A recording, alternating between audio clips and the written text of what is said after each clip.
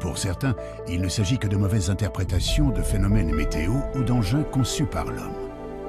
Les satellites, les avions, les fusées, les ballons-sondes ou encore les drones, mais aussi les essais militaires top secrets, pourraient être la source de cette confusion. Mais pour d'autres, il s'agit bel et bien d'engins venus d'autres mondes qui nous visiteraient depuis très longtemps. Pour les défenseurs de la présence d'OVNI dans notre ciel, la preuve pourrait se trouver dans notre passé, à une époque où aucune technologie humaine n'était présente dans le ciel ou l'espace.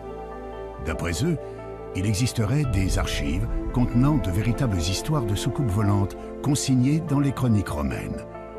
On trouverait aussi, au Moyen-Âge, la trace de vaisseaux aériens naviguant au-dessus des paysans en utilisant la foudre comme arme de destruction. Les chroniques de la Renaissance foisonneraient de rapports faisant état de fabuleuses apparitions dans le ciel. Des apparitions, pour certaines, clairement semblables aux observations modernes d'OVNI. Alors, qu'en est-il vraiment ? À travers cette enquête, nous allons découvrir que les archives recèlent d'extraordinaires documents. Le passé a bien été le théâtre de phénomènes aériens ou célestes marquants pour toutes les populations de notre planète. Des observations qui furent interprétées comme des apparitions divines, des présages, mais aussi comme d'effroyables signes du ciel.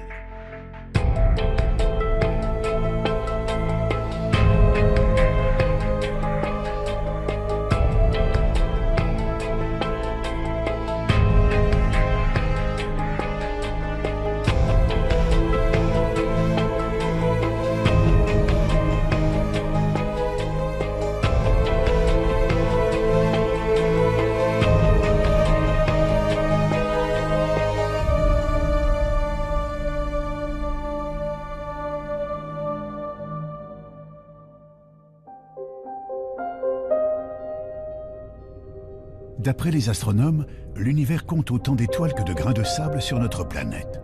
Certains pensent qu'il y a probablement des millions de mondes habitables et peut-être des planètes où vivraient des êtres intelligents, voire des civilisations supérieures à la nôtre. Serait-il possible que ces êtres soient déjà venus jusqu'à nous? La plupart des spécialistes des OVNI en sont convaincus. L'un d'entre eux, le journaliste Jean-Claude Bourret, est un précurseur dans ce domaine. Depuis maintenant près de 40 ans, il enquête d'une manière rigoureuse sur le sujet. Même s'il a pu étudier des centaines de dossiers concernant les OVNI, il n'a jamais été le témoin direct d'une observation.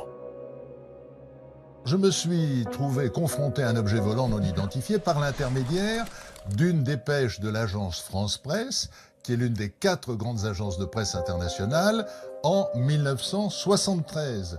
Cette AFP racontait l'affaire de Turin. Sur l'aéroport de Turin, le radar civil et le radar militaire avaient détecté un objet volant non identifié en plein jour. Cet OVNI avait été photographié par un photographe de presse professionnel, avait été observé par 3 équipages d'avions, poursuivi par un équipage d'avion et photographié par ce photographe de presse professionnel qui était là tout à fait par hasard et qui a vu l'OVNI, l'a photographié et qui a vu l'OVNI avec des milliers d'autres témoins.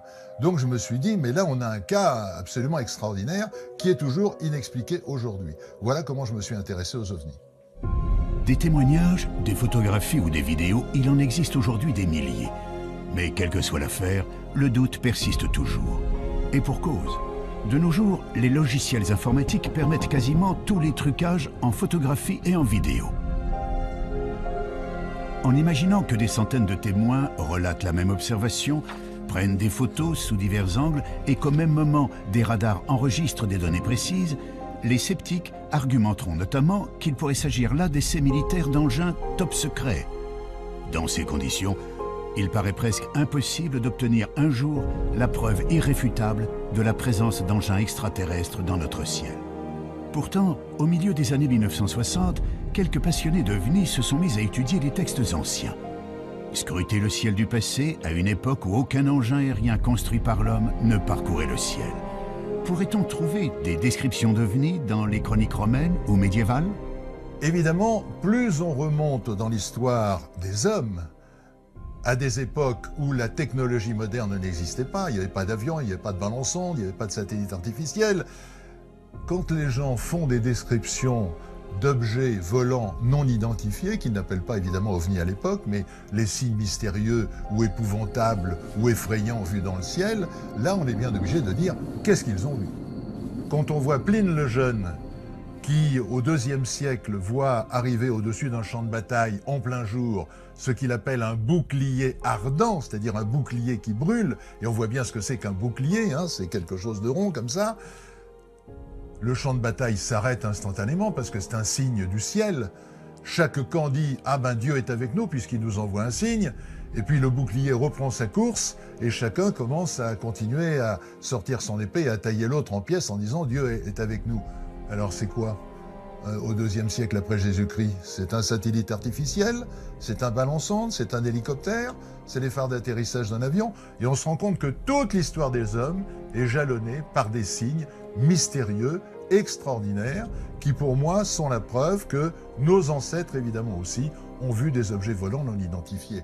On parle d'objets volants, de phénomènes aériens. Ce qui peut surprendre, c'est qu'à notre époque, une grande partie de la population associe ces apparitions à des visiteurs extraterrestres et non pas aux dieux ou à des manifestations diaboliques comme ce fut le cas dans le passé. Si l'homme d'aujourd'hui pense à des visiteurs venus d'ailleurs, c'est que notre connaissance de l'univers a beaucoup changé. Il y a 140 milliards de soleils dans notre galaxie. On le sait maintenant. Avant, on disait entre 100 et 200 milliards. Maintenant, avec les télescopes qu'on a lancés, on sait qu'il y a 140 milliards. Et on sait depuis 1994 que pratiquement chaque étoile entraîne un cortège de planètes qui tournent autour d'elle.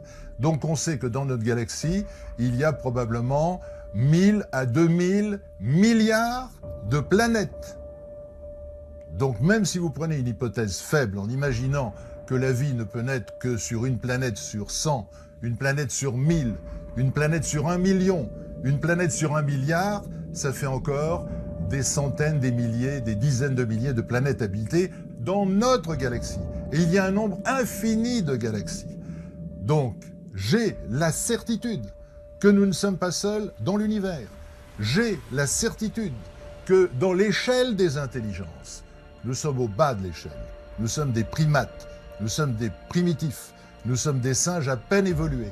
Et une civilisation qui aurait ne serait-ce que 1000 ans ou 2000 ans d'avance, qui n'est rien, parce qu'il peut y avoir des civilisations qui ont des milliards d'avance par rapport à nous, elle se manifesterait à nous sous une forme magique. Une forme magique, comme une lumière étrange, une apparition prodigieuse. Parmi les nombreuses vidéos d'OVNI, et il en existe quelques-unes dont la source a pu être vérifiée, comme celle que vous allez découvrir. Nous sommes en septembre 2012. En cette fin d'après-midi, une équipe de tournage s'affaire à filmer à Zofingen, en Moselle, les évolutions de parapente et de paramoteurs dans le ciel. Vers 18 h, le caméraman, équipé d'un matériel haute définition, va enregistrer des images pour le moins étonnantes.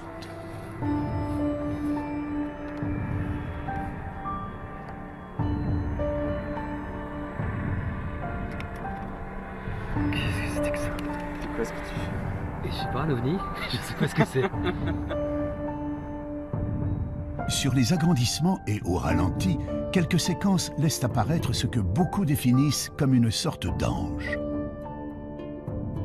Il est facile d'imaginer que si cette étonnante observation avait eu lieu quelques siècles auparavant, la plupart des gens l'auraient perçue comme une apparition divine.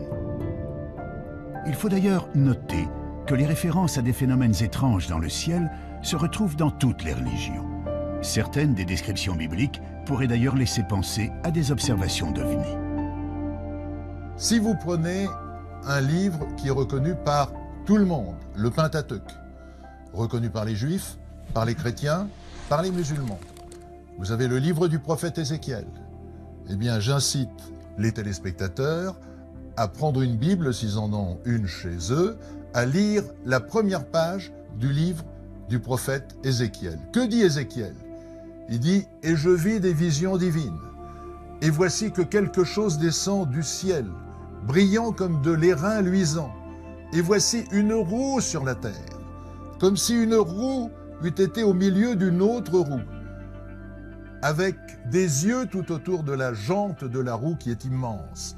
Nous on dirait avec des hublots. Et voici des animaux qui descendent des roues, c'est-à-dire des êtres vivants, mais qui ne sont pas des êtres humains et qu'Ézéchiel appelle des animaux. Et les roues se déplacent et vont là où l'esprit des animaux veut qu'ils aillent. Donc c'est piloté, c'est clairement écrit dans la Bible. Donc là nous sommes 500 ans avant la naissance du Christ.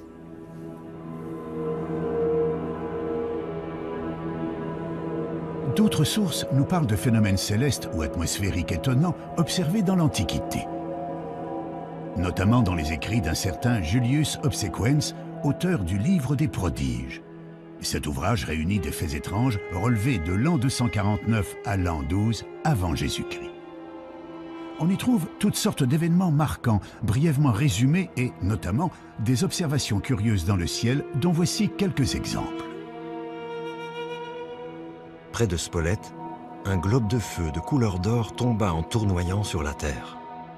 Ayant ensuite augmenté de volume, il s'éleva dans les airs et, porté vers l'Orient, il couvrit l'étendue du soleil.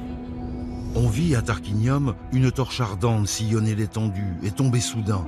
Au coucher du soleil, un corps semblable à un bouclier ardent fut aperçu, se dirigeant de l'Occident vers l'Orient.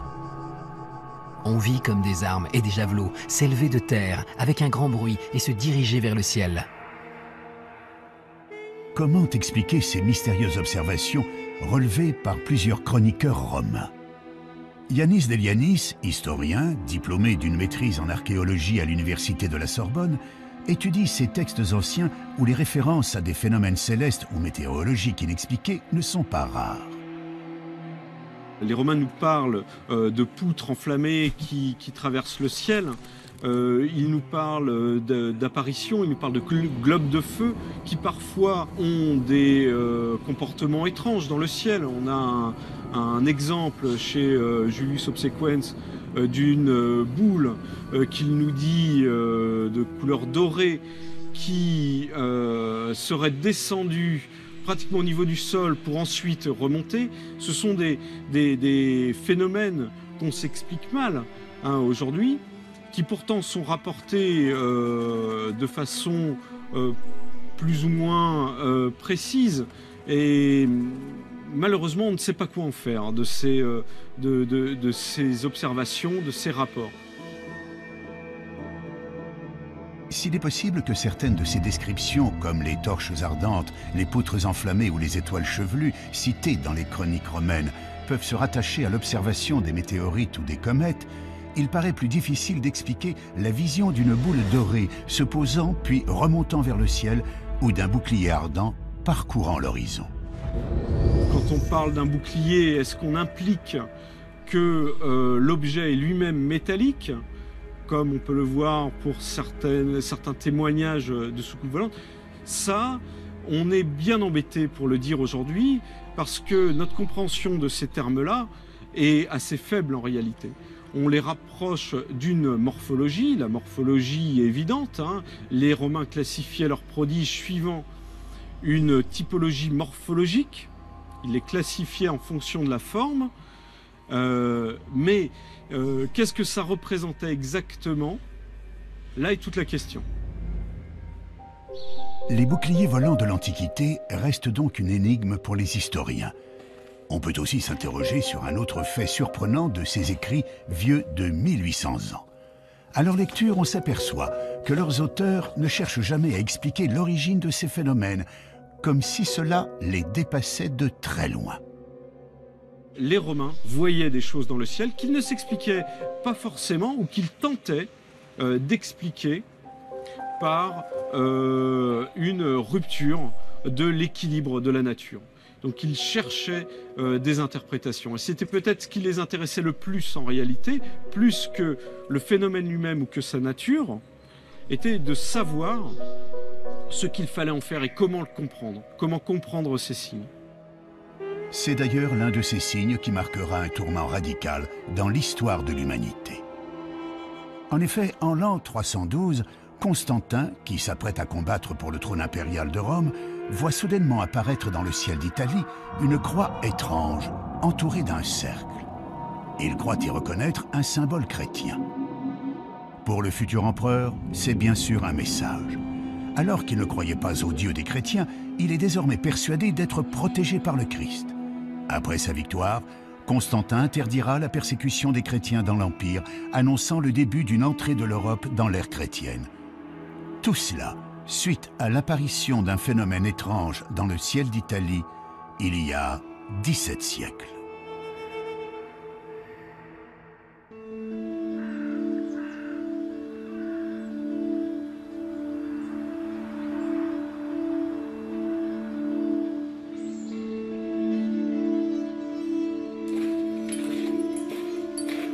Saint-Jacques-des-Arrêts.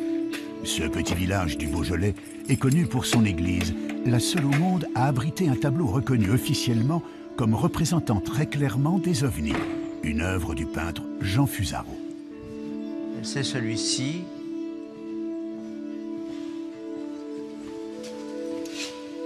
Alors Fusaro, sur le plan graphique, il faut parler du plan graphique aussi, il s'en donne à cœur joie, évidemment, qu'il y a une représentation de toutes les phases de l'histoire de Agobard. Ces tempestaires, le blé, le monde rural, la ruralité. Il y a même un petit hameau beaujolais, là, derrière la croix, en bas, là. Et puis, il y a cette spatialité différente, cette fabuleuse interprétation de ce qu'on appelle des ovnis au jour d'aujourd'hui, hein. Des ovnis, des bateaux qui voguent dans les nuages. Alors, ce sont soit des bateaux, soit des soucoupes, soit des montgolfières, soit des cochons qui volent, soit des oiseaux qui volent. C'est tout à fait un monde où Fusaro se délecte d'abord parce que c'est un peintre de la délectation. Il se délecte et il laisse parler totalement son imaginaire. Et ça, c'est très très fort, très très fort. L'auteur de ce tableau ne laisse pas tout à fait parler son imagination. Il illustre en effet un récit datant du 8e siècle signé par l'évêque de Lyon, Agobard. Ce dernier relate une histoire tout à fait extraordinaire qui interpellera bien plus tard les amateurs d'ovnis. Michel Rubellin, maître de conférences à l'université Lyon 2, est l'auteur de plusieurs ouvrages de référence sur Agobard.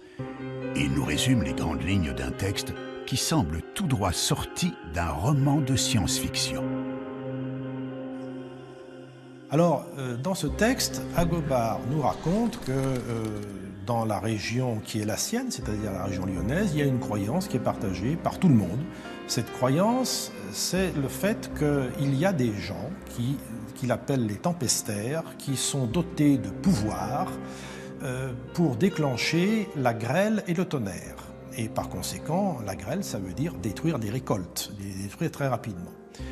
Et puis, il ajoute aussi qu'on croyait aussi dans l'existence de vaisseaux aériens venant d'un pays s'appelant la Magonie, et que de ces vaisseaux aériens descendaient des individus qui venaient récolter les récoltes détruites par la grêle. Détruites par la grêle, commandées par les tempestaires. Et qu'ils prenaient ces récoltes, ils les emmenaient dans leur vaisseau et qu'ils repartaient vers la Magonie.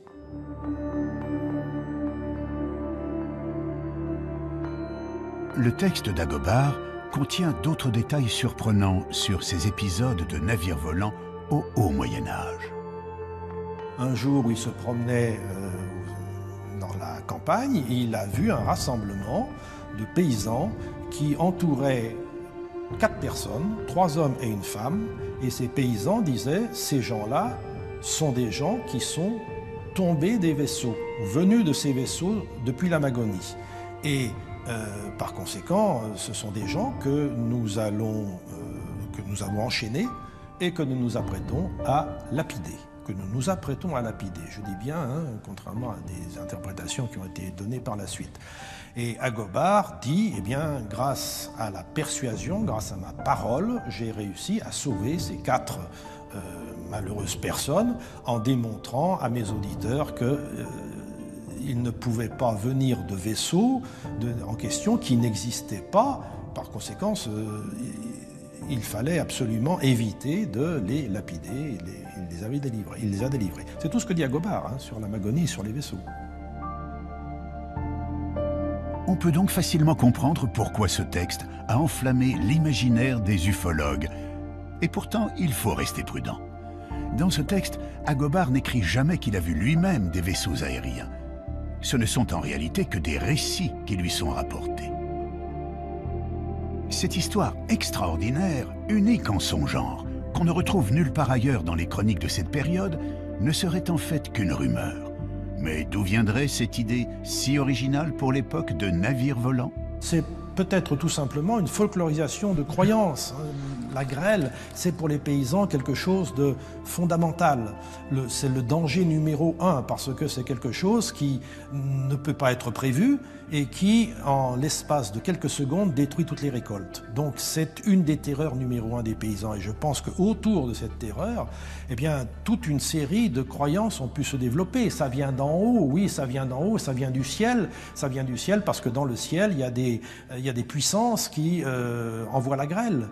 Alors ces puissances, de là à les mettre dans un navire aérien, je veux dire, le pas n'est pas très difficile à franchir. Difficile pourtant de retrouver d'autres récits issus du folklore qui nous parlent de navires volants pilotés par des êtres venus d'un autre monde. Si l'on n'a pas encore découvert à ce jour de textes équivalents, il existe pourtant des représentations anciennes de vaisseaux naviguant dans le ciel pilotés par des êtres à l'apparence humaine. Ces représentations sont visibles dans une église située dans le monastère de Dekani, au Kosovo. Parmi les fresques et les icônes datant du milieu du XIVe siècle, on peut apercevoir sur une crucifixion 2 engins aériens très particuliers. 2 petits vaisseaux occupés chacun par un homme qui semble faire office de pilote. Une représentation peinte il y a plus de 700 ans et qui, on peut le comprendre, a passionné les amateurs d'ovnis qui pensent avoir trouvé là une véritable preuve d'ovnis dans les temps anciens. Mais pour mieux comprendre, il faut visiter d'autres églises plus proches de nous qui abritent des représentations assez comparables à celles de Dekani. En Belgique, à Chevetogne, se trouve un petit monastère occupé, tout comme au Kosovo, par des religieux orthodoxes.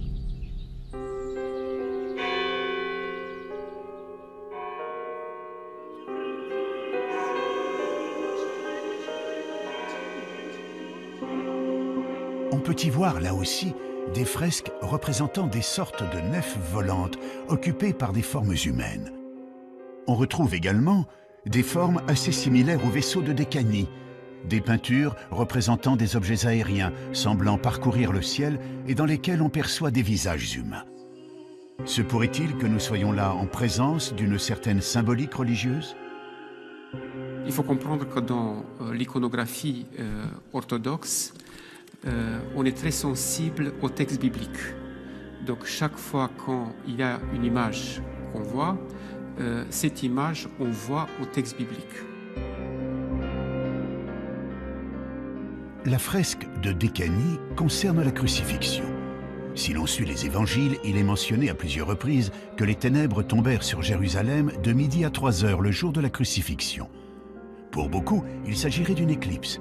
C'est donc pour symboliser cette éclipse que les artistes de Dekani ou de Chevetogne auraient fait figurer une lune et un soleil incarnés de chaque côté de la croix. Mais dans l'Église orthodoxe, cette représentation est plutôt rare. On a un cadre, donc il y a des règles strictes pour peindre tel ou tel saint ou telle scène biblique. Et on a des livres où c'est écrit avec beaucoup de précision. Pour telle scène, il faut faire ça, il faut faire ça, il faut faire ça. Donc, s'il y a des icônes ou des fresques où on peut voir, par exemple, des éléments qui paraissent bizarres, peut-être il faut se poser la question qui a réalisé cette fresque. Est-ce que c'est un vrai iconographe ou c'est un artiste qui a mis en jeu sa fantaisie?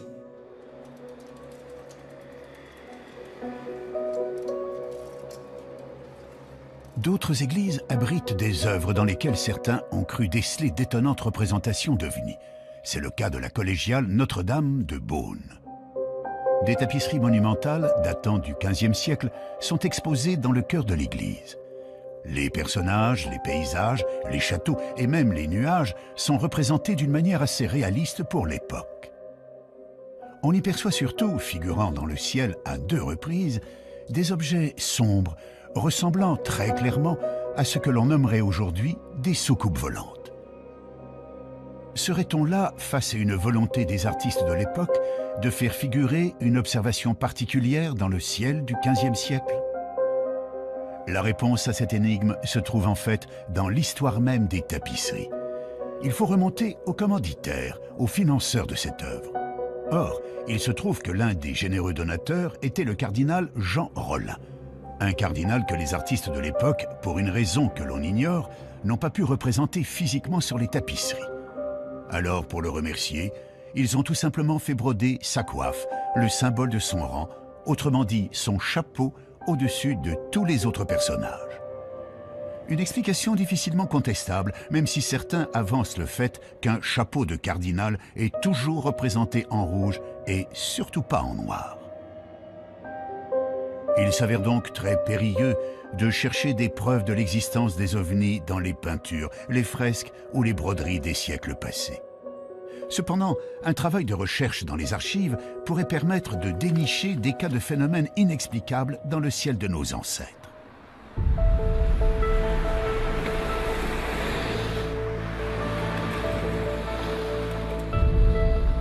À Paris, au siège de Météo France, on trouve une bibliothèque très riche créée en 1878. On peut y consulter plus de 25 000 ouvrages scientifiques concernant la météorologie, mais aussi les phénomènes extraordinaires qui ont ponctué le ciel du passé.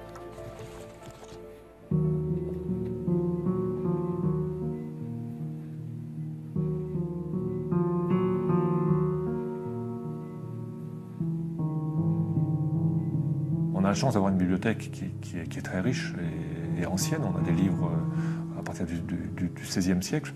Et donc on peut retracer un peu comme ça toute l'histoire des connaissances sur l'atmosphère. Et on retrouve dans ces livres les premiers, par exemple, les premières observations de gloire qui avaient été faites au XVIe siècle par Bouguer lors d'un voyage en Amérique du Sud pour mesurer le méridien de la Terre. Donc, disons, il y a des livres sur les aurores boréales aussi qui datent du XVIIe siècle, qui sont, enfin, tous ces phénomènes fascinent les hommes depuis extrêmement longtemps. L'un des plus anciens ouvrages conservés est un livre rare, souvent cité en référence par les ufologues, le Prodigorium Chronicon de Conrad Lycosthenes, un ouvrage du XVIe siècle en parfait état de conservation. Le livre de Lycosthenes, c'est un livre en latin, c'est le livre des prodiges, qui a été édité en 1557 et qui est une chronique depuis la création, depuis le début, d'un ensemble de phénomènes extraordinaires. Alors ces phénomènes extraordinaires peuvent concerner les animaux, alors, ce sont des animaux avec deux têtes, mais dans la plupart des cas, ce sont des phénomènes naturels. Donc il y a un grand nombre d'inondations, justement de parélie, de halos. Il y a énormément de phénomènes lumineux dans l'atmosphère qui s'interprètent assez facilement. Puis il y a des choses plus... on se demande si c'est pas sorti de l'imagination de celui qui a écrit. Par exemple, on voit des bruits des armes dans le ciel, donc des bruits de bataille. On peut penser que ce sont des orages. Des tremblements de terre, enfin, on voit avec des villes qui sont avec des bâtiments qui sont détruits. Donc ce livre est très intéressant parce que chaque phénomène est daté. Et puis donc il y a un très grand nombre d'illustrations. Alors on se rend compte, ce sont des illustrations qui étaient des gravures au bois, et que c'était un petit peu les mêmes illustrations qui resservaient plusieurs fois. Une nouvelle fois, l'auteur de cet ouvrage, tout comme le chroniqueur romain Julius Obsequens, fait donc état de prodiges extraordinaires observés dans le ciel depuis l'Antiquité. On y retrouve, illustrés, les fameux boucliers évoluant dans l'atmosphère, des soleils en pleine nuit, des torches ardentes et autres poutres flamboyantes. Mais à y regarder de plus près, il semblerait très envisageable que la majorité des cas représentés sur ces gravures trouvent aisément des explications météorologiques ou astronomiques. Pour les cas les plus étranges, il faut savoir que l'histoire des hommes a été marquée par des phénomènes cosmiques extraordinaires, mais tout à fait naturels. Des phénomènes qui ont très sûrement interpellé les chroniqueurs du passé. Il y a de temps en temps des phénomènes nouveaux et étonnants. Alors les comètes en font partie, brutalement dans le ciel. C'est une comète qui va rester quelques jours, quelques mois, présente dans le ciel. Les chutes de météorites, c'est autre chose. Alors, ou bien c'est une étoile filante dans le ciel, ou bien c'est vraiment une explosion, ou bien c'est vraiment une onde de choc, ou c'est vraiment un cratère à l'arrivée, notre phénomène. Il y a un autre phénomène intéressant qu'on n'a pas vu depuis quelque temps, qui est une supernova. Qu'est-ce que c'est qu'une supernova? C'est une étoile qui, après avoir fabriqué des éléments comme l'oxygène, l'azote, le chlore, le jusqu'au fer, explose. Elle s'effondre sur elle-même et rebondit, ça explose. Et entre parenthèses, ce sont des phénomènes essentiels, puisque c'est le mécanisme par lequel nos atomes dans notre corps sont formés. Tout ce que vous avez dans votre corps, c'est-à-dire un peu de chlore, un peu de magnésium, un peu de calcium, etc. et autres, a été fabriqué un jour dans une étoile qui n'est pas le Soleil et qui a explosé. Et un tel phénomène est spectaculaire, parce que l'étoile, quand elle explose, elle devient pratiquement aussi lumineuse que toute la galaxie, c'est-à-dire aussi lumineuse qu'un milliard d'étoiles. Ce qui veut dire que cet objet est l'objet le plus brillant du ciel, vous le voyez évidemment la nuit, c'est le plus brillant, mais en même temps, vous le voyez le jour. Il est tellement brillant qu'on le voit de jour. Ah, il est moins brillant que le soleil, d'accord. Mais vous voyez, cette étoile nouvelle que vous ne pouvez pas ignorer, qui va durer 20 jours, 30 jours, maximum 100 jours, qui apparaît brutalement et qui ensuite disparaît lentement. On peut en effet largement concevoir qu'une supernova, l'explosion d'une météorite ou l'apparition soudaine d'une nouvelle étoile dans le ciel, ait pu frapper l'esprit de nos ancêtres. Quand un phénomène nouveau apparaît, il y a ceux qui imaginent je ne sais quelle histoire complètement stupide, je dirais même obscurantiste, et puis il y a ceux qui réfléchissent. Et il y a déjà plus de 2000 ans, Lucrèce, qui observait les comètes comme ses contemporains, s'était dit « je ne comprends pas ce que c'est que les comètes, mais si on étudie ce phénomène, et si on réfléchit, on le comprendra. Et un jour viendra où nous comprendrons ce qu'est ce phénomène, qui est un phénomène naturel, probablement. Vous voyez ce que disait Lucrèce il y a 2000 ans. Puis en même temps, certains écrivaient je ne sais quelles histoires rocambolesques sur le sujet. Si de nombreux phénomènes astronomiques étaient connus et étudiés dans l'Antiquité, il semble pourtant que les Grecs, comme les Romains, aient été les témoins de curieuses apparitions. Que pensent les astronomes d'aujourd'hui de ces boucliers ardents ou du cas de ce globe doré qui remontait vers le ciel? Ce genre de phénomène, ça se rattache à ce qu'on appelle la fragilité des témoignages humains. C'est-à-dire, en gros, quand vous assistez à quelque chose, n'importe quoi, un accident, un phénomène, et on vous demande de témoigner. Eh bien, en fait, ce qui se passe, c'est que vous avez vu, votre cerveau l'interprète. Et votre cerveau l'interprète en fonction de son éducation. Et donc, on a fait cette expérience une fois à Nice, je me souviens, l'observatoire de Nice, où le 3e étage d'une fusée soviétique retombait dans la Méditerranée. Et on a dit aux gens, décrivez-nous ce que vous avez vu. Et les gens racontaient leur imagination. Certains ils mettaient des hublots dans la fusée en question, certains ils racontaient les bandes dessinées qu'ils avaient vues, ce qu'on avait raconté à côté. Autrement dit, le témoignage humain est relatif à l'éducation que vous avez eue. Donc il est tout à fait naturel que n'importe quel phénomène céleste ou terrestre, vu pour la première fois par quelqu'un, soit considéré comme magique, soit considéré comme extraordinaire. Et on a là des contes qui finalement nous montrent la richesse de l'imagination humaine.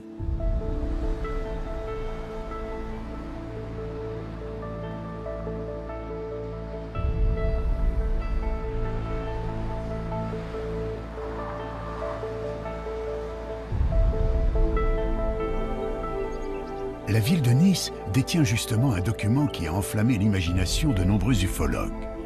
Le document en question se trouve aux archives communales et il renfermerait l'un des cas les plus énigmatiques d'OVNI dans le passé.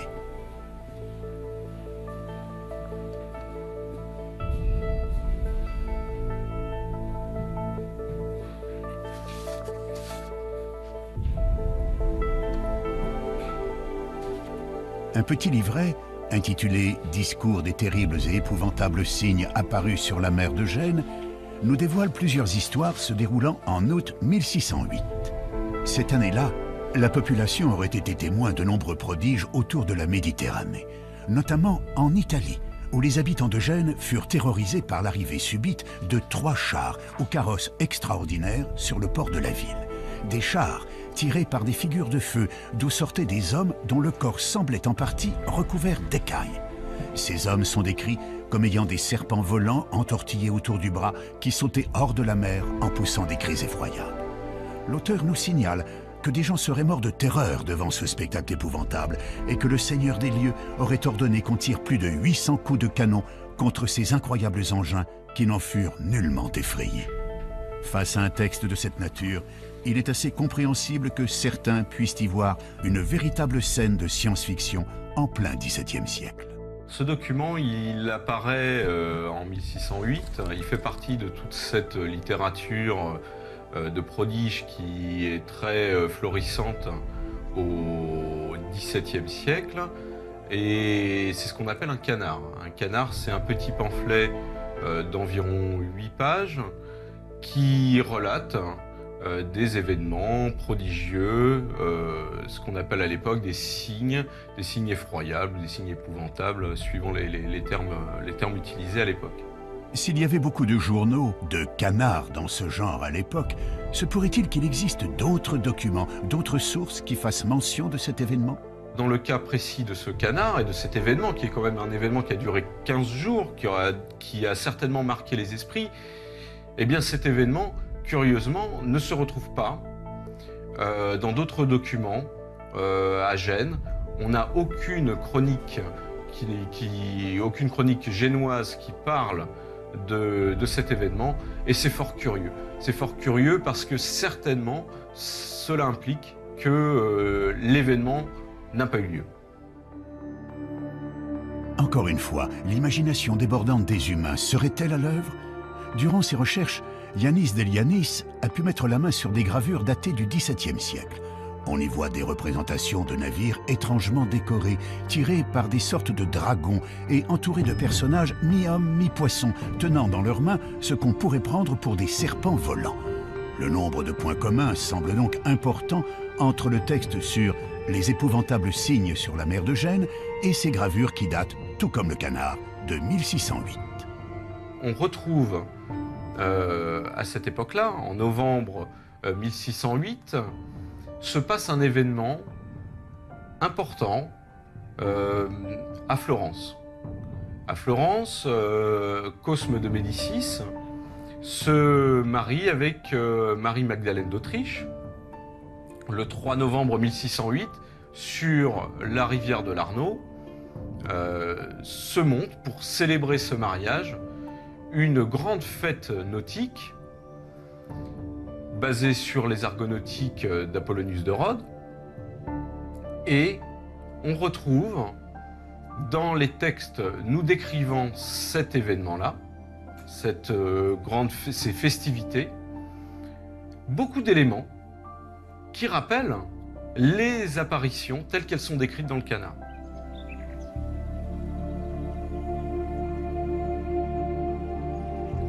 D'après Yanis, le livret en question fut édité en décembre 1608.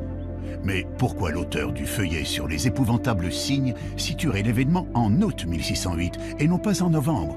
Et pourquoi dans le port de Gênes et pas à Florence? Je soupçonne l'auteur du canard d'avoir déplacé sciemment le lieu de l'événement de Florence à Gênes pour couvrir ses traces, simplement. Ça arrive assez souvent dans la littérature de prodige, on réchauffe parfois les histoires, on change les dates, on change les lieux et on ressort la même histoire. C'est assez classique, et là on a peut-être un exemple également de ce genre de technique utilisée par les auteurs des canards.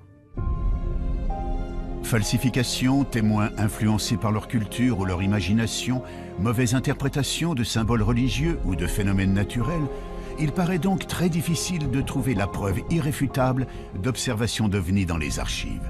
Difficile, mais pas impossible. Il existe en effet quelques cas troublants qui ne trouvent aujourd'hui encore aucune explication valable. C'est le cas d'une observation faite à Hambourg en 1665 par un astronome et écrivain polonais. Dans le Theatrum Cometicum de Stanisław Lubieniecki, on retrouve plusieurs gravures qui représentent pour la plupart des comètes. Parmi celles-ci, une gravure particulière ne représente pas une comète. L'auteur est également l'observateur de ce phénomène. Il l'observe de chez lui. On voit sur la gravure qu'il a même marqué l'emplacement de l'observation, c'est-à-dire sa maison, son grenier. Il observe le phénomène de chez lui, et l'auteur, qui est rompu à l'observation des comètes, il vient d'en observer une la même année, quelques mois plus tôt en avril, voit ce phénomène apparaître au-dessus de sa ville on est en juillet. Il observe donc un autre phénomène qui pour lui n'est pas une comète. Et ce n'est pas une comète, c'est un phénomène qui n'apparaît pas sur plusieurs jours. Il est visible que quelques temps, quelques heures, je crois, au-dessus de la ville. Et il note sur cette gravure, il représente les différents états de ce qu'il voit. Et c'est très particulier, c'est assez intéressant. Ça, on a l'impression d'avoir un phénomène lumineux qui prend différentes formes, qui change d'orientation et qui se sépare en deux.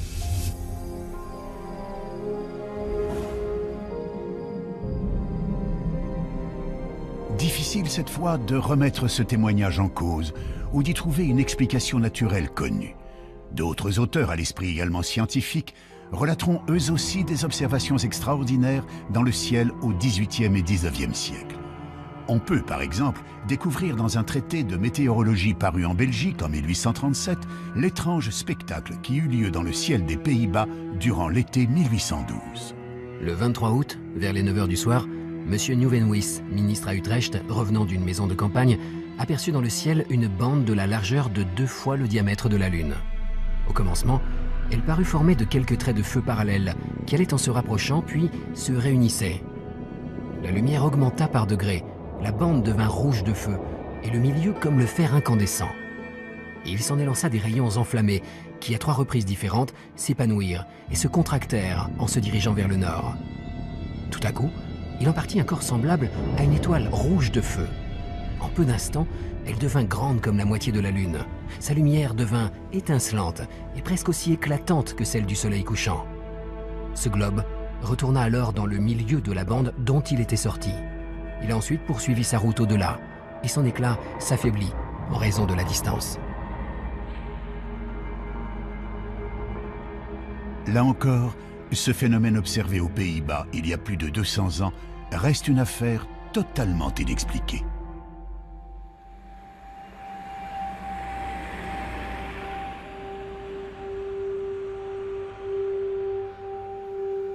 Un autre cas très différent s'est déroulé à peu près à la même époque sur la commune de Migné, située à quelques kilomètres de Poitiers. Le 17 décembre 1826, en fin d'après-midi, plus de 2000 personnes étaient réunies pour la plantation d'une nouvelle croix de mission devant l'église. Le prêtre était en train de faire son sermon, évoquant l'apparition de la croix de Constantin au IVe siècle, quand soudain est apparue dans le ciel, au-dessus des personnes réunies, une croix couchée de plus de 40 mètres de long, lumineuse, d'une couleur grise rosée, dont les contours étaient parfaitement nets.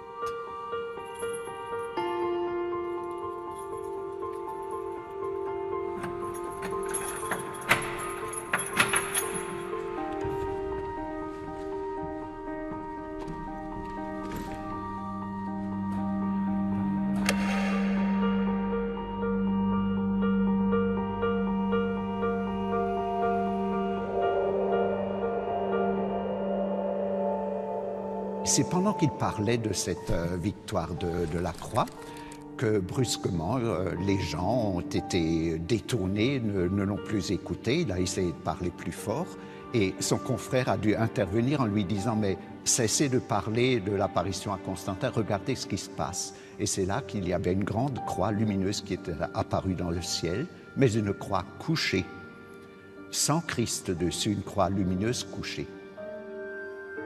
L'émotion fut immense. La plupart des gens présents se mirent à pleurer, à crier, mais surtout à prier.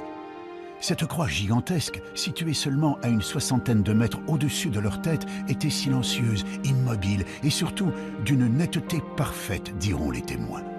Ces gens, pour la plupart des paysans qui avaient donc l'habitude des phénomènes naturels, n'ont a priori pas pu confondre cette apparition avec un nuage à la forme particulière. D'ailleurs, les rapports de l'époque font état d'un ciel parfaitement clair ce jour-là. La croix resta en place durant plusieurs dizaines de minutes. Elle était restée très figée, très fixe, donc sans aucun mouvement. Et elle a disparu parce qu'après le prédicateur, évidemment, il avait perdu l'attention de ses fidèles. il ne lui restait plus qu'une chose, il a essayé d'entonner le chant « Vive Jésus, vive sa croix » qu'on chantait lors de ces plantations de croix, mais ça n'a pas trop bien marché, les gens étaient trop perturbés par cette croix apparue pour pouvoir chanter. Alors de guerre lasse, il a fait rentrer les gens dans l'église pour rendre grâce à Dieu. Et comme ça, dans l'église, il pensait avoir de nouveau son peuple en main, le peuple qui lui échappait à l'extérieur. Une petite partie des gens présents n'avaient pas pu rentrer dans l'église. Certains étaient restés à l'extérieur. Quelques personnes ont donc encore pu observer plus longuement cette croix particularités si étonnantes. Il y a même le témoignage d'une dame qui est citée dans la commission d'enquête, qui repartait et qui par le haut, donc en montant, puisque nous sommes un peu dans le creux, et qui a les collines d'alentour, qu'elle voyait encore la croix couchée, donc en partant tout de suite pendant que les gens allaient dans l'église, elle la voyait encore de haut, à peu près à sa hauteur. Si l'on résume, il ne paraît pas envisageable que cette population ait pu faire face à un phénomène météorologique connu. Peu probable également de trouver une explication du côté de l'astronomie. Reste l'hypothèse d'un canular, une théorie qui a aussi eu quelques adeptes peu après l'apparition. Certains avançaient qu'il était possible d'obtenir un résultat similaire en installant une croix de bois léger sur un système de câbles tendus sur des centaines de mètres. Donc vous avez pu vous-même voir que ce n'était guère possible des câbles parce que c'est quand même très éloigné et puis les collines ne sont pas élevées à ce point-là que des câbles auraient pu supporter une croix. Non, l'autre c'était la théorie du cerf-volant, donc qu'apporte ce témoin qui voudrait absolument dire qu'elle n'ait pas eu lieu. Mais là aussi, le maire de Migné lui a envoyé une lettre officielle, d'ailleurs qui est publiée, l'invitant à venir sur place, à faire son montage de cerf-volant pour montrer que ce serait possible. Mais finalement, il ne s'est jamais présenté. Il faut également admettre que si cette apparition n'était qu'une escroquerie conçue par un petit groupe, l'opération aurait nécessité un bon nombre de complices, la croix en question faisant tout de même plus de 40 mètres de long. Difficile de ne pas être vu et de rester discret pour installer un tel monument à 60 mètres de haut sur une place publique en plein jour. De plus, les années passant, personne n'a jamais avoué avoir participé à une telle action. Enfin, si des gens d'église avaient organisé et créé de toutes pièces cette apparition dans un but de propagande, ils auraient utilisé leur propre code, respecté le dogme catholique. Or, la croix qui est apparue dans le ciel de Migné en 1826 est dans le sens contraire au rite chrétien.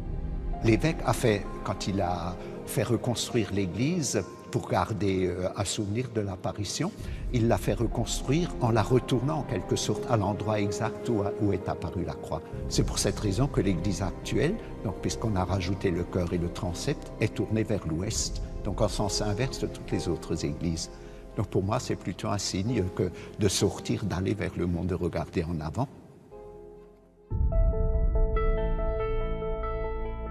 Cette histoire de la croix de Migné reste aujourd'hui encore classée dans la catégorie des apparitions divines, tout comme la croix apparue à Constantin, ou les nombreux prodiges observés à toutes les époques de l'histoire humaine.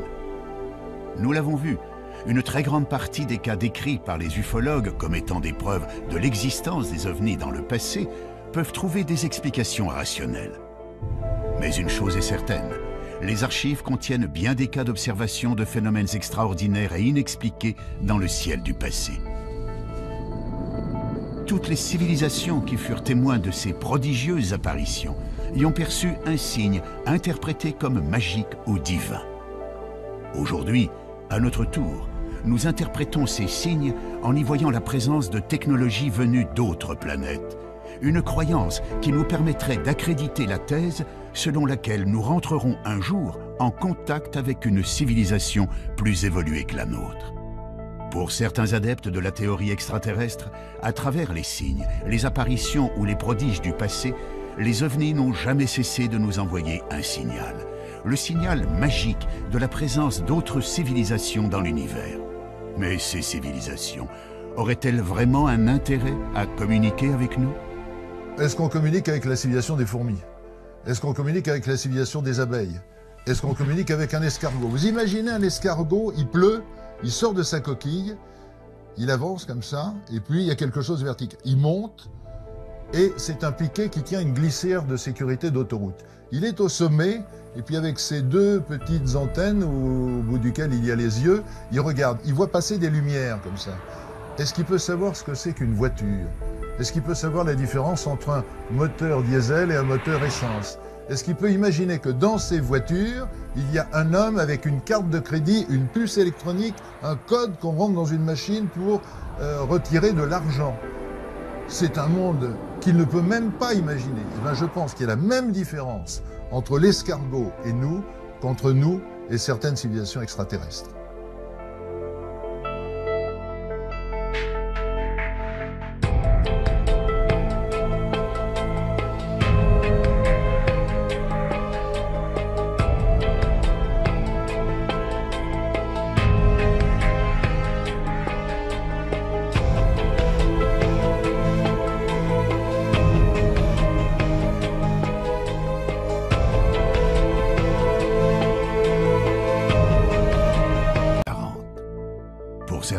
Il ne s'agit que de mauvaises interprétations de phénomènes météo ou d'engins conçus par l'homme.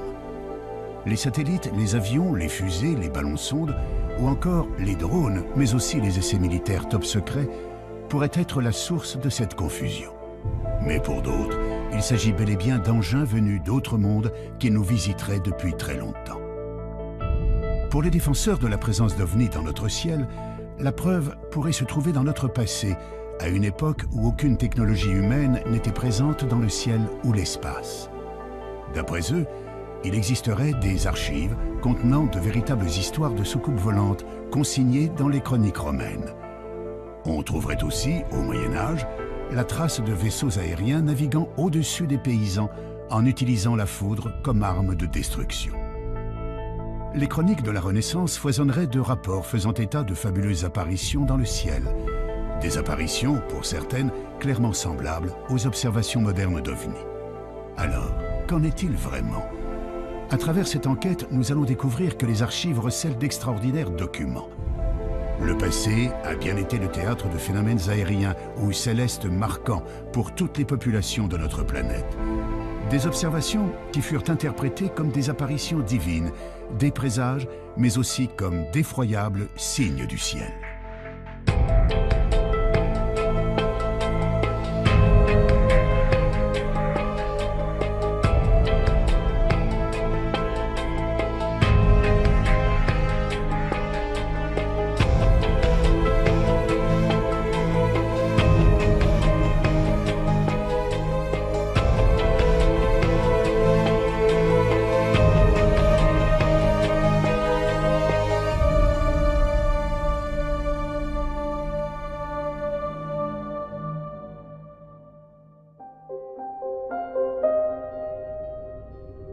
D'après les astronomes, l'univers compte autant d'étoiles que de grains de sable sur notre planète. Certains pensent qu'il y a probablement des millions de mondes habitables et peut-être des planètes où vivraient des êtres intelligents, voire des civilisations supérieures à la nôtre. Serait-il possible que ces êtres soient déjà venus jusqu'à nous? La plupart des spécialistes des OVNI en sont convaincus. L'un d'entre eux, le journaliste Jean-Claude Bourret, est un précurseur dans ce domaine. Depuis maintenant près de 40 ans, il enquête d'une manière rigoureuse sur le sujet. Même s'il a pu étudier des centaines de dossiers concernant les OVNI, il n'a jamais été le témoin direct d'une observation. Je me suis trouvé confronté à un objet volant non identifié par l'intermédiaire d'une dépêche de l'agence France Presse, qui est l'une des 4 grandes agences de presse internationales, en 1973. Cette AFP racontait l'affaire de Turin. Sur l'aéroport de Turin, le radar civil et le radar militaire avaient détecté un objet volant non identifié en plein jour. Cet OVNI avait été photographié par un photographe de presse professionnel, avait été observé par 3 équipages d'avions, poursuivi par un équipage d'avion, et photographié par ce photographe de presse professionnel qui était là tout à fait par hasard et qui a vu l'OVNI, l'a photographié et qui a vu l'OVNI avec des milliers d'autres témoins. Donc je me suis dit, mais là on a un cas absolument extraordinaire qui est toujours inexpliqué aujourd'hui. Voilà comment je me suis intéressé aux OVNI. Des témoignages, des photographies ou des vidéos, il en existe aujourd'hui des milliers. Mais quelle que soit l'affaire, le doute persiste toujours. Et pour cause. De nos jours, les logiciels informatiques permettent quasiment tous les trucages en photographie et en vidéo. En imaginant que des centaines de témoins relatent la même observation, prennent des photos sous divers angles et qu'au même moment, des radars enregistrent des données précises, les sceptiques argumenteront notamment qu'il pourrait s'agir là d'essais militaires d'engins top secrets. Dans ces conditions, il paraît presque impossible d'obtenir un jour la preuve irréfutable de la présence d'engins extraterrestres dans notre ciel. Pourtant, au milieu des années 1960, quelques passionnés d'OVNI se sont mis à étudier les textes anciens. Scruter le ciel du passé à une époque où aucun engin aérien construit par l'homme ne parcourait le ciel. Pourrait-on trouver des descriptions d'OVNI dans les chroniques romaines ou médiévales? Évidemment, plus on remonte dans l'histoire des hommes, à des époques où la technologie moderne n'existait pas, il n'y avait pas d'avion, il n'y avait pas de ballon-sonde, il n'y avait pas de satellite artificiel. Quand les gens font des descriptions d'objets volants non identifiés, qu'ils n'appellent pas évidemment ovnis à l'époque, mais les signes mystérieux ou épouvantables ou effrayants vus dans le ciel, là on est bien obligé de dire qu'est-ce qu'ils ont vu. Quand on voit Pline le Jeune, qui au IIe siècle voit arriver au-dessus d'un champ de bataille en plein jour ce qu'il appelle un bouclier ardent, c'est-à-dire un bouclier qui brûle, et on voit bien ce que c'est qu'un bouclier, hein, c'est quelque chose de rond comme ça. Le champ de bataille s'arrête instantanément parce que c'est un signe du ciel. Chaque camp dit « Ah ben Dieu est avec nous puisqu'il nous envoie un signe ». Et puis le bouclier reprend sa course et chacun commence à continuer à sortir son épée et à tailler l'autre en pièces en disant « Dieu est avec nous ». Alors c'est quoi au IIe siècle après Jésus-Christ? C'est un satellite artificiel, c'est un ballon-sonde, c'est un hélicoptère, c'est les phares d'atterrissage d'un avion. Et on se rend compte que toute l'histoire des hommes est jalonnée par des signes mystérieux, extraordinaires, qui pour moi sont la preuve que nos ancêtres, évidemment aussi, ont vu des objets volants non identifiés. On parle d'objets volants, de phénomènes aériens. Ce qui peut surprendre, c'est qu'à notre époque, une grande partie de la population associe ces apparitions à des visiteurs extraterrestres et non pas aux dieux ou à des manifestations diaboliques comme ce fut le cas dans le passé. Si l'homme d'aujourd'hui pense à des visiteurs venus d'ailleurs, c'est que notre connaissance de l'univers a beaucoup changé. Il y a 140 milliards de soleils dans notre galaxie. On le sait maintenant. Avant, on disait entre 100 et 200 milliards. Maintenant, avec les télescopes qu'on a lancés, on sait qu'il y a 140 milliards. Et on sait depuis 1994 que pratiquement chaque étoile entraîne un cortège de planètes qui tournent autour d'elle. Donc on sait que dans notre galaxie, il y a probablement 1000 à 2000 milliards de planètes. Donc même si vous prenez une hypothèse faible en imaginant que la vie ne peut naître que sur une planète sur 100, une planète sur 1000, une planète sur 1 million, une planète sur 1 milliard, ça fait encore des centaines, des milliers, des dizaines de milliers de planètes habitées dans notre galaxie. Et il y a un nombre infini de galaxies. Donc, j'ai la certitude que nous ne sommes pas seuls dans l'univers.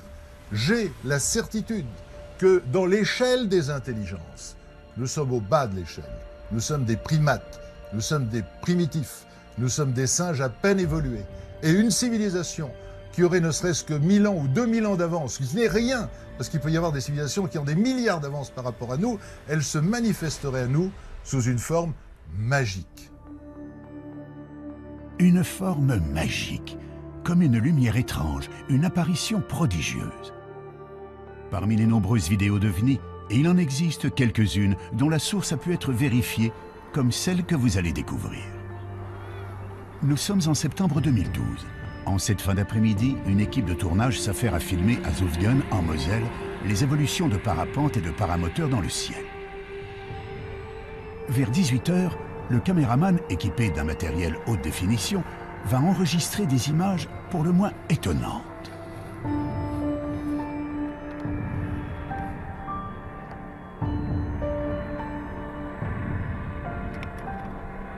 Qu'est-ce que c'était que ça? C'est quoi ce que tu fais? Et je sais pas, un ovni? Je sais pas ce que c'est. Sur les agrandissements et au ralenti, quelques séquences laissent apparaître ce que beaucoup définissent comme une sorte d'ange.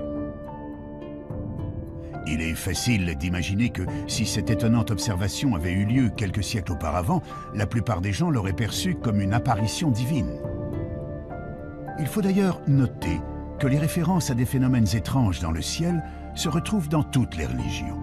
Certaines des descriptions bibliques pourraient d'ailleurs laisser penser à des observations d'ovnis. Si vous prenez un livre qui est reconnu par tout le monde, le Pentateuque, reconnu par les Juifs, par les chrétiens, par les musulmans. Vous avez le livre du prophète Ézéchiel. Eh bien, j'incite les téléspectateurs à prendre une Bible, s'ils en ont une chez eux, à lire la première page du livre du prophète Ézéchiel. Que dit Ézéchiel?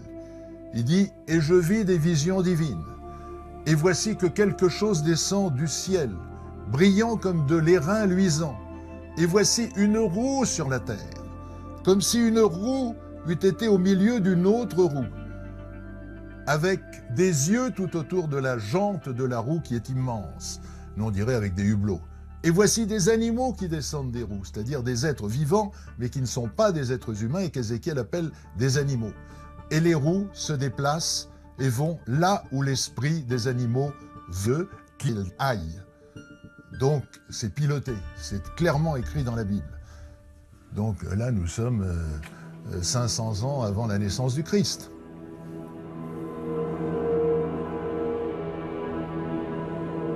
D'autres sources nous parlent de phénomènes célestes ou atmosphériques étonnants observés dans l'Antiquité, notamment dans les écrits d'un certain Julius Obsequens, auteur du Livre des Prodiges. Cet ouvrage réunit des faits étranges relevés de l'an 249 à l'an 12 avant Jésus-Christ. On y trouve toutes sortes d'événements marquants, brièvement résumés et, notamment, des observations curieuses dans le ciel dont voici quelques exemples. Près de Spolète, un globe de feu de couleur d'or tomba en tournoyant sur la terre. Ayant ensuite augmenté de volume, il s'éleva dans les airs et, porté vers l'Orient, il couvrit l'étendue du soleil. On vit à Tarquinium une torche ardente sillonner l'étendue et tomber soudain. Au coucher du soleil, un corps semblable à un bouclier ardent fut aperçu, se dirigeant de l'Occident vers l'Orient. On vit comme des armes et des javelots s'élever de terre avec un grand bruit et se diriger vers le ciel. Comment expliquer ces mystérieuses observations relevées par plusieurs chroniqueurs romains? Yannis Delianis, historien, diplômé d'une maîtrise en archéologie à l'université de la Sorbonne, étudie ces textes anciens où les références à des phénomènes célestes ou météorologiques inexpliqués ne sont pas rares. Les Romains nous parlent de poutres enflammées qui traversent le ciel.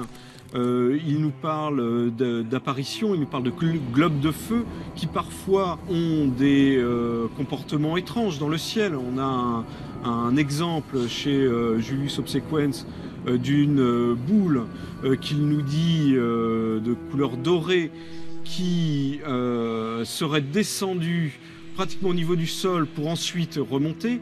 Ce sont des phénomènes qu'on s'explique mal aujourd'hui, qui pourtant sont rapportés de façon plus ou moins précise.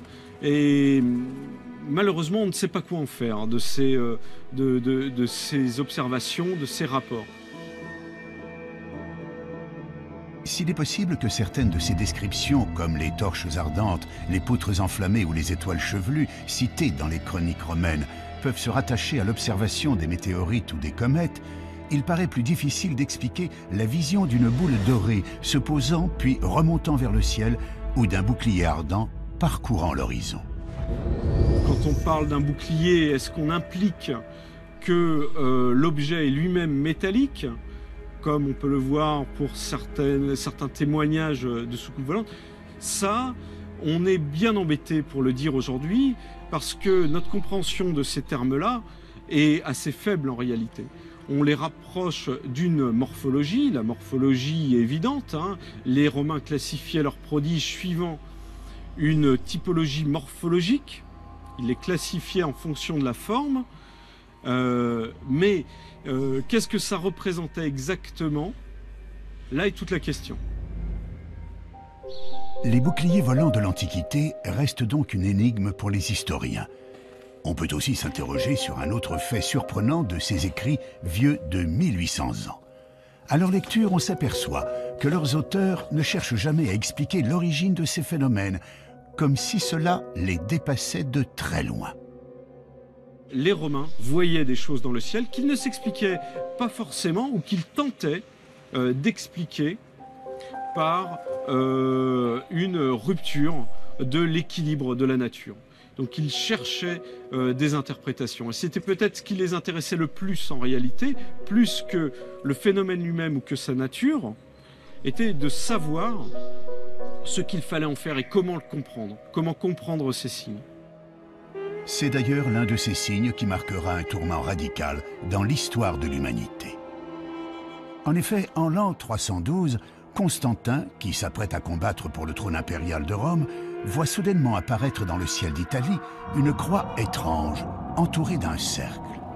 Il croit y reconnaître un symbole chrétien. Pour le futur empereur, c'est bien sûr un message. Alors qu'il ne croyait pas au Dieu des chrétiens, il est désormais persuadé d'être protégé par le Christ. Après sa victoire, Constantin interdira la persécution des chrétiens dans l'Empire, annonçant le début d'une entrée de l'Europe dans l'ère chrétienne. Tout cela suite à l'apparition d'un phénomène étrange dans le ciel d'Italie il y a 40. Pour certains, il ne s'agit que de mauvaises interprétations de phénomènes météo ou d'engins conçus par l'homme. Les satellites, les avions, les fusées, les ballons-sondes ou encore les drones, mais aussi les essais militaires top secrets, pourraient être la source de cette confusion. Mais pour d'autres, il s'agit bel et bien d'engins venus d'autres mondes qui nous visiteraient depuis très longtemps. Pour les défenseurs de la présence d'OVNI dans notre ciel, la preuve pourrait se trouver dans notre passé, à une époque où aucune technologie humaine n'était présente dans le ciel ou l'espace. D'après eux, il existerait des archives contenant de véritables histoires de soucoupes volantes consignées dans les chroniques romaines. On trouverait aussi, au Moyen-Âge, la trace de vaisseaux aériens naviguant au-dessus des paysans en utilisant la foudre comme arme de destruction. Les chroniques de la Renaissance foisonneraient de rapports faisant état de fabuleuses apparitions dans le ciel. Des apparitions, pour certaines, clairement semblables aux observations modernes d'OVNI. Alors, qu'en est-il vraiment ? À travers cette enquête, nous allons découvrir que les archives recèlent d'extraordinaires documents. Le passé a bien été le théâtre de phénomènes aériens ou célestes marquants pour toutes les populations de notre planète.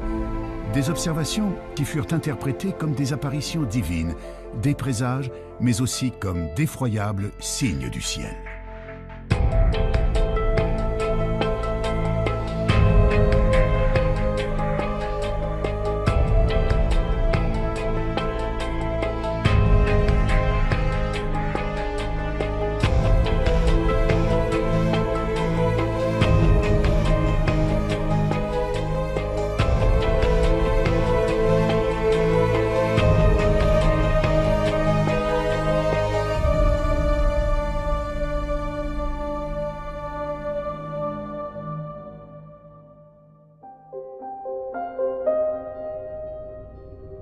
D'après les astronomes, l'univers compte autant d'étoiles que de grains de sable sur notre planète.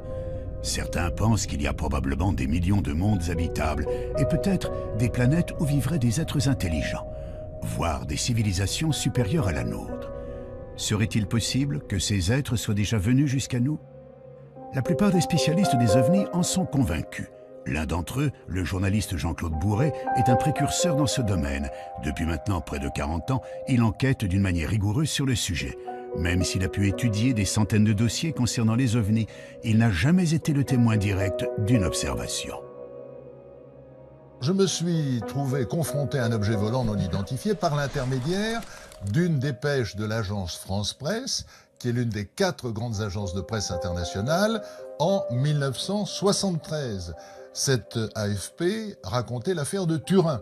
Sur l'aéroport de Turin, le radar civil et le radar militaire avaient détecté un objet volant non identifié en plein jour. Cet ovni avait été photographié par un photographe de presse professionnel, avait été observé par 3 équipages d'avions, poursuivi par un équipage d'avion, et photographié par ce photographe de presse professionnel qui était là tout à fait par hasard et qui a vu l'OVNI, l'a photographié et qui a vu l'OVNI avec des milliers d'autres témoins. Donc je me suis dit, mais là on a un cas absolument extraordinaire qui est toujours inexpliqué aujourd'hui. Voilà comment je me suis intéressé aux OVNI. Des témoignages, des photographies ou des vidéos, il en existe aujourd'hui des milliers. Mais quelle que soit l'affaire, le doute persiste toujours. Et pour cause. De nos jours, les logiciels informatiques permettent quasiment tous les trucages en photographie et en vidéo. En imaginant que des centaines de témoins relatent la même observation, prennent des photos sous divers angles et qu'au même moment, des radars enregistrent des données précises, les sceptiques argumenteront notamment qu'il pourrait s'agir là d'essais militaires d'engins top secrets. Dans ces conditions, il paraît presque impossible d'obtenir un jour la preuve irréfutable de la présence d'engins extraterrestres dans notre ciel. Pourtant, au milieu des années 1960, quelques passionnés d'OVNI se sont mis à étudier les textes anciens. Scruter le ciel du passé à une époque où aucun engin aérien construit par l'homme ne parcourait le ciel. Pourrait-on trouver des descriptions d'OVNI dans les chroniques romaines ou médiévales? Évidemment, plus on remonte dans l'histoire des hommes, à des époques où la technologie moderne n'existait pas, il n'y avait pas d'avion, il n'y avait pas de ballon-sonde, il n'y avait pas de satellite artificiel. Quand les gens font des descriptions d'objets volants non identifiés, qu'ils n'appellent pas évidemment OVNI à l'époque, mais les signes mystérieux ou épouvantables ou effrayants vus dans le ciel, là on est bien obligé de dire qu'est-ce qu'ils ont vu. Quand on voit Pline le Jeune, qui au IIe siècle voit arriver au-dessus d'un champ de bataille en plein jour ce qu'il appelle un bouclier ardent, c'est-à-dire un bouclier qui brûle, et on voit bien ce que c'est qu'un bouclier, hein, c'est quelque chose de rond comme ça. Le champ de bataille s'arrête instantanément parce que c'est un signe du ciel. Chaque camp dit « Ah ben Dieu est avec nous puisqu'il nous envoie un signe », et puis le bouclier reprend sa course et chacun commence à continuer à sortir son épée et à tailler l'autre en pièces en disant « Dieu est avec nous ». Alors c'est quoi au IIe siècle après Jésus-Christ? C'est un satellite artificiel? C'est un ballon-sonde? C'est un hélicoptère? C'est les phares d'atterrissage d'un avion? Et on se rend compte que toute l'histoire des hommes est jalonnée par des signes mystérieux, extraordinaires, qui pour moi sont la preuve que nos ancêtres, évidemment aussi, ont vu des objets volants non identifiés. On parle d'objets volants, de phénomènes aériens. Ce qui peut surprendre, c'est qu'à notre époque, une grande partie de la population associe ces apparitions à des visiteurs extraterrestres et non pas aux dieux ou à des manifestations diaboliques comme ce fut le cas dans le passé. Si l'homme d'aujourd'hui pense à des visiteurs venus d'ailleurs, c'est que notre connaissance de l'univers a beaucoup changé. Il y a 140 milliards de soleils dans notre galaxie. On le sait maintenant. Avant, on disait entre 100 et 200 milliards. Maintenant, avec les télescopes qu'on a lancés, on sait qu'il y a 140 milliards. Et on sait depuis 1994 que pratiquement chaque étoile entraîne un cortège de planètes qui tournent autour d'elle. Donc on sait que dans notre galaxie, il y a probablement 1000 à 2000 milliards de planètes. Donc même si vous prenez une hypothèse faible en imaginant que la vie ne peut naître que sur une planète sur 100, une planète sur 1000, une planète sur 1 million, une planète sur 1 milliard, ça fait encore des centaines, des milliers, des dizaines de milliers de planètes habitées dans notre galaxie. Et il y a un nombre infini de galaxies. Donc, j'ai la certitude que nous ne sommes pas seuls dans l'univers. J'ai la certitude que dans l'échelle des intelligences, nous sommes au bas de l'échelle. Nous sommes des primates. Nous sommes des primitifs, nous sommes des singes à peine évolués. Et une civilisation qui aurait ne serait-ce que 1000 ans ou 2000 ans d'avance, qui n'est rien, parce qu'il peut y avoir des civilisations qui ont des milliards d'avance par rapport à nous, elle se manifesterait à nous sous une forme magique. Une forme magique, comme une lumière étrange, une apparition prodigieuse. Parmi les nombreuses vidéos d'OVNI, il en existe quelques-unes dont la source a pu être vérifiée, comme celle que vous allez découvrir. Nous sommes en septembre 2012. En cette fin d'après-midi, une équipe de tournage s'affaire à filmer à Zofingen, en Moselle, les évolutions de parapente et de paramoteurs dans le ciel. Vers 18 h, le caméraman, équipé d'un matériel haute définition, va enregistrer des images pour le moins étonnantes.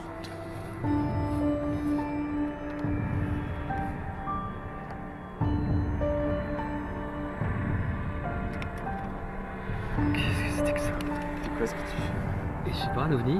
Je sais pas ce que c'est. Sur les agrandissements et au ralenti, quelques séquences laissent apparaître ce que beaucoup définissent comme une sorte d'ange. Il est facile d'imaginer que si cette étonnante observation avait eu lieu quelques siècles auparavant, la plupart des gens l'auraient perçue comme une apparition divine. Il faut d'ailleurs noter que les références à des phénomènes étranges dans le ciel se retrouvent dans toutes les religions. Certaines des descriptions bibliques pourraient d'ailleurs laisser penser à des observations d'ovnis.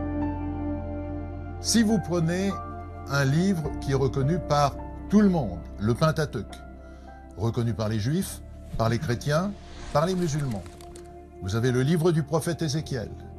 Eh bien, j'incite les téléspectateurs à prendre une Bible, s'ils en ont une chez eux, à lire la première page du livre du prophète Ézéchiel. Que dit Ézéchiel? Il dit « Et je vis des visions divines, et voici que quelque chose descend du ciel, brillant comme de l'airain luisant, et voici une roue sur la terre, comme si une roue eût été au milieu d'une autre roue, avec des yeux tout autour de la jante de la roue qui est immense, nous on dirait avec des hublots. Et voici des animaux qui descendent des roues, c'est-à-dire des êtres vivants, mais qui ne sont pas des êtres humains et qu'Ézéchiel appelle des animaux. Et les roues se déplacent et vont là où l'esprit des animaux veut qu'ils aillent. Donc c'est piloté, c'est clairement écrit dans la Bible. Donc là nous sommes 500 ans avant la naissance du Christ.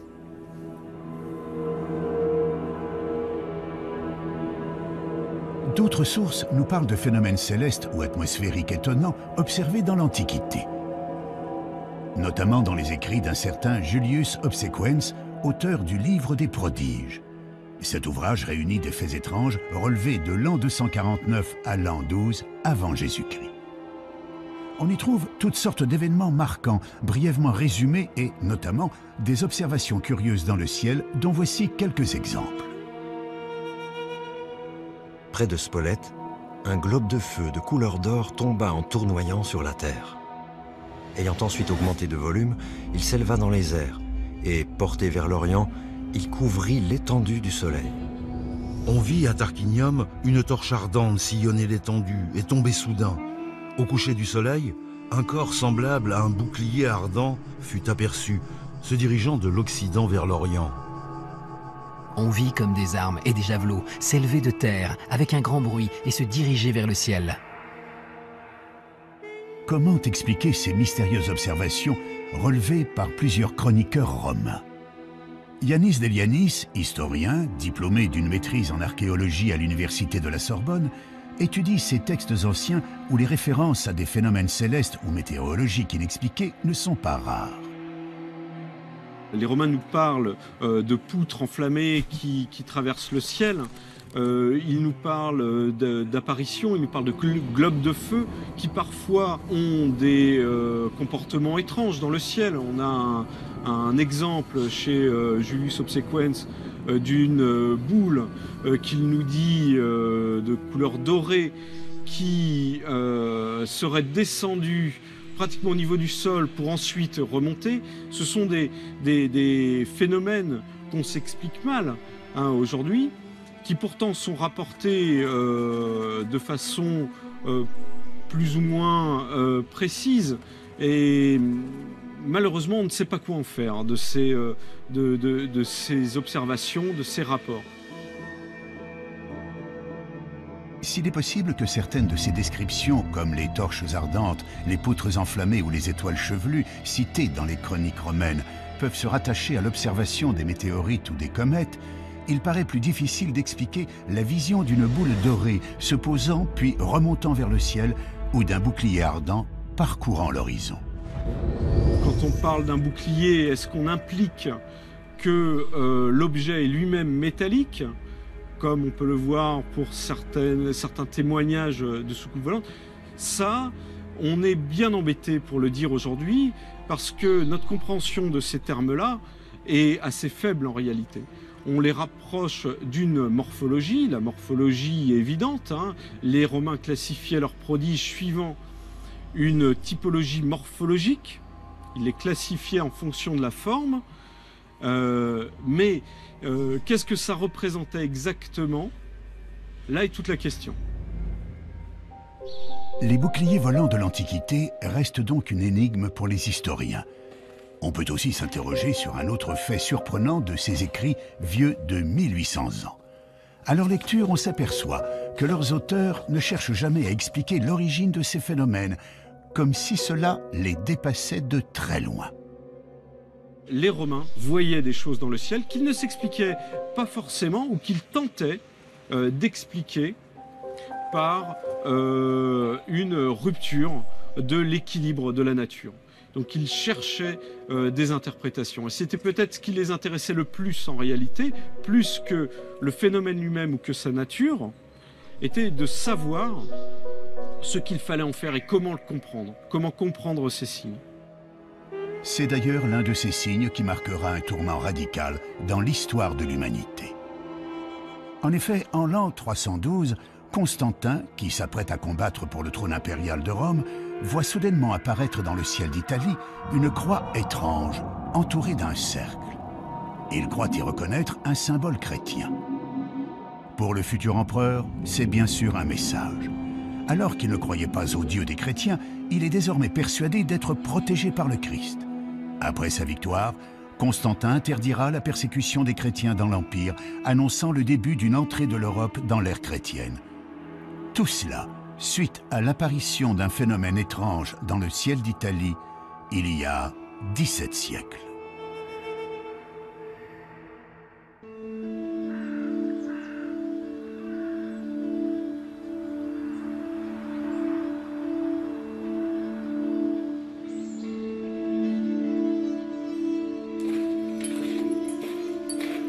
Saint-Jacques-des-Arrêts. Ce petit village du Beaujolais est connu pour son église, la seule au monde à abriter un tableau reconnu officiellement comme représentant très clairement des ovnis, une œuvre du peintre Jean Fusaro. C'est celui-ci.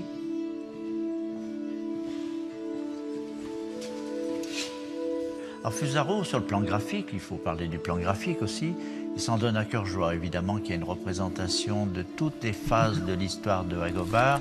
C'est tempestaire, le blé, le monde rural, la ruralité. Il y a même un petit hameau Beaujolais, là, derrière la croix, en bas, là. Et puis, il y a cette spatialité différente, cette fabuleuse interprétation de ce qu'on appelle des ovnis au jour d'aujourd'hui, hein. Des ovnis, des bateaux qui voguent dans les nuages. Alors, ce sont soit des bateaux, soit des soucoupes, soit des montgolfières, soit des cochons qui volent, soit des oiseaux qui volent. C'est tout à fait un monde où Fusaro se délecte d'abord, parce que c'est un peintre de la délectation. Il se délecte et il laisse parler totalement son imaginaire. Et ça, c'est très très fort, très très fort. L'auteur de ce tableau ne laisse pas tout à fait parler son imagination. Il illustre en effet un récit datant du 8e siècle signé par l'évêque de Lyon, Agobard. Ce dernier relate une histoire tout à fait extraordinaire qui interpellera bien plus tard les amateurs d'ovnis. Michel Rubellin, maître de conférences à l'université Lyon 2, est l'auteur de plusieurs ouvrages de référence sur Agobard. Il nous résume les grandes lignes d'un texte qui semble tout droit sorti d'un roman de science-fiction. Alors, dans ce texte, Agobard nous raconte que dans la région qui est la sienne, c'est-à-dire la région lyonnaise, il y a une croyance qui est partagée par tout le monde.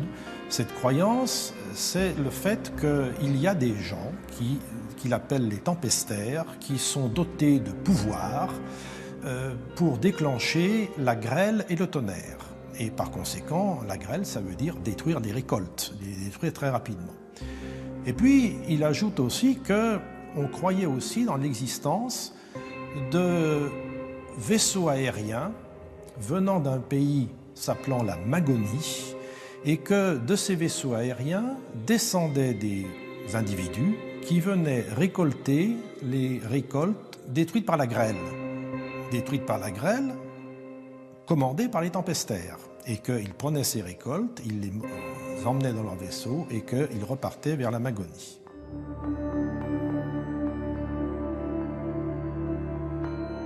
Le texte d'Agobard contient d'autres détails surprenants sur ces épisodes de navires volants au haut Moyen-Âge. Un jour où il se promenait dans la campagne, il a vu un rassemblement de paysans qui entouraient 4 personnes, 3 hommes et une femme, et ces paysans disaient « ces gens-là sont des gens qui sont tombés des vaisseaux, venus de ces vaisseaux depuis la Magonie. » Et par conséquent, ce sont des gens que nous avons enchaînés et que nous nous apprêtons à lapider. Je dis bien, hein, contrairement à des interprétations qui ont été données par la suite.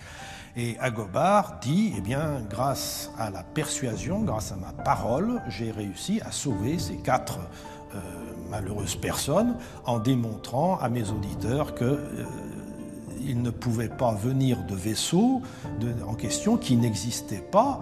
Par conséquent, il fallait absolument éviter de les lapider. Il les a délivrés. C'est tout ce que dit Agobard hein, sur la Magonie et sur les vaisseaux. On peut donc facilement comprendre pourquoi ce texte a enflammé l'imaginaire des ufologues. Et pourtant, il